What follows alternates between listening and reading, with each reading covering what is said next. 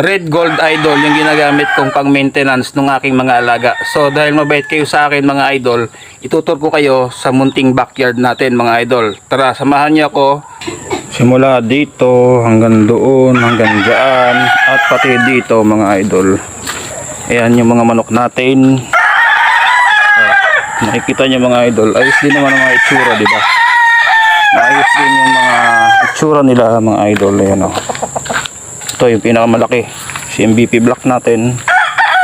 Ayan mga inahin, nandito rin yung isang inahin. Ito, ayan. Ayan yung itsura mga idol. Pwede na. Pwede na yan pang hack fight mga idol. Ayun o. Oh. Ayan yung mga pang hack fight natin.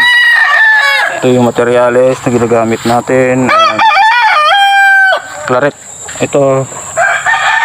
Oh, battle cross din to mga idol. Tapos andito pa. Ayun, lumipad.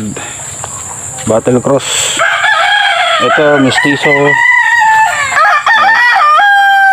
Pwede na yan mga idol, pang hack fight lang naman. Mga mestizo. Ito, ayan, hindi yan mestizo. Ito ang mestizo mga idol. Cross to sa Shamo. Ayan naman yung sarili kong linyada, MVP Red. Saka ayun. Ayan, ayan mga idol, cross yan sa old line na Kelso. Pero yung materials niyan ay binenta ko na, wala na dito. Ayun pa. So ito yung ating mga manok dito mga idol. Marami din to no. Yan yung mga nakapaikot na yan, marami din yan sila. Puro manok. At meron din tayong manok dun sa harap. Saka sa gilid ng bahay dun. Yung bahay namin. So nakapaikot dito sa bahay ay puro manok na mga idol, dahil mahilig tayo sa manok.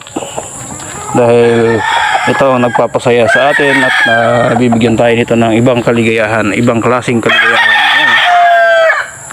Ganda di ba mga idol? Kakaiba talaga ang ligaya kapag tayo nag-aalaga ng mga manok.